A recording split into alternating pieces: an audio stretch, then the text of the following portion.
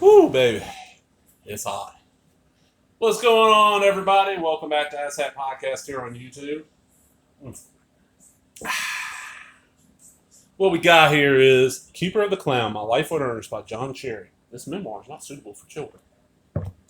Author John Cherry is a partner in a small national ad agency in the early 80s. John Cherry stumbled upon Jim Varney, a talented comedian. Together, they fumbled their way to box office hits.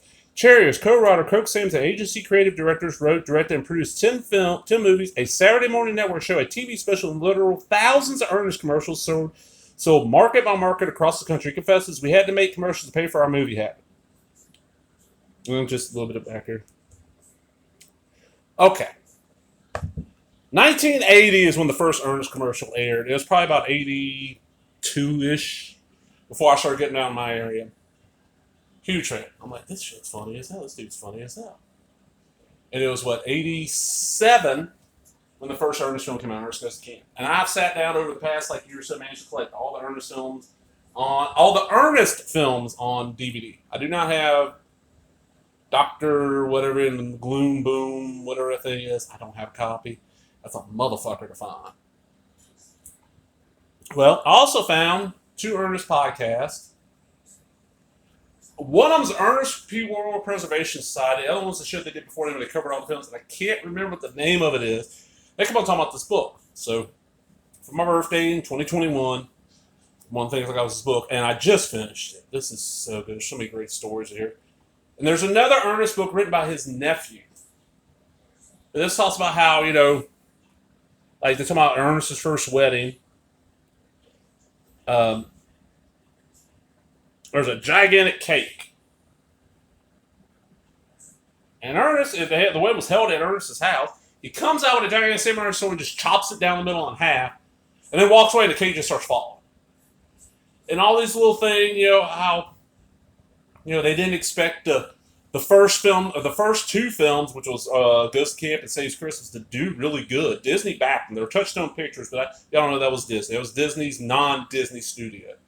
They did so with Disney signed to a six picture deal. So it was what? Camp, Christmas, Scared Stupid. Shit, I'm gonna have to go look these up because I'm having a brain fart right now.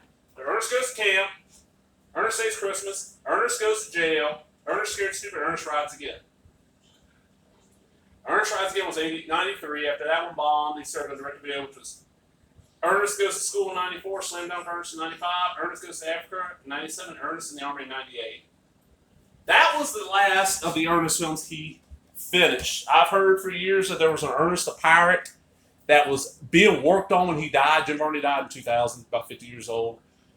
He had lung cancer, but the rumor's always been that, he was dying from cancer and said, screw this, he OD'd on coke.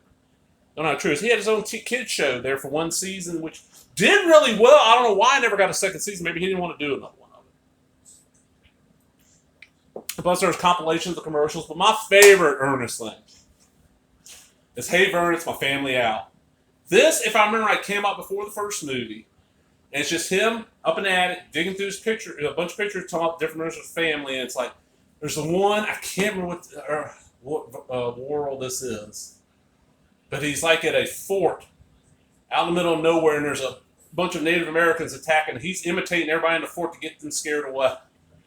And then there's Boogie Worrell, who runs the Tilt-A-Whirl at the fair, and it's like, my name Boogie. It's just great stuff. It's one of those things where I remember seeing it as a kid, forgot all about it, and back in 2005-ish, I'm at a convention up in Houston. And you always get that guy at convention sells, collector videos, and it's basically he's a bootlegger, but the good bootleggers are ones like, okay, look, this ain't out on DVD or VHS, So I got a copy, okay, you're paying me, the cost of the blank, a little bit for my time. I make a small profit. And this guy was, fairly, I think he was $10. I got, Hey Vern's My Family album, which was about a little bit over an hour, if I remember right, and the rest of the DVD was filled up with just Ernest commercials. The book here is it's a blast. 2013, it's been out for a while. Some of this book, I like this. I keep on mentioning it's not for kids. Some of this book is true, some of it is not. Most of it is inspired by real events. I sacrificed the truth for your giggling entertainment. Your giggling entertainment nearly sacrificed me, but thank God for the opportunity to do it one more time. Picture of Ernest there. A lot of pictures of him. What I'm looking for right now is I have found out through my research that there is a commercial where you finally see Vern. That was the whole thing. If you don't remember, if you don't know who Ernest is, go on YouTube. Just type in Ernest P Worrell or Ernest commercials. And it's always, the camera was like the point of view of Vern, and Ernest is talking about something. You can tell Vern does not like Ernest at all.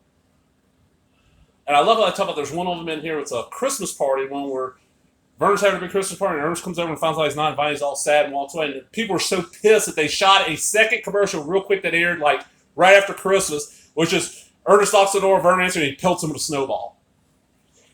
Just a great physical meaning, and also very, which I read about, very intelligent guy. Like he memorized whole passages and stuff and could act them out. Just so much talent, and he's kind of been forgotten because I mean he's been dead for 20 years.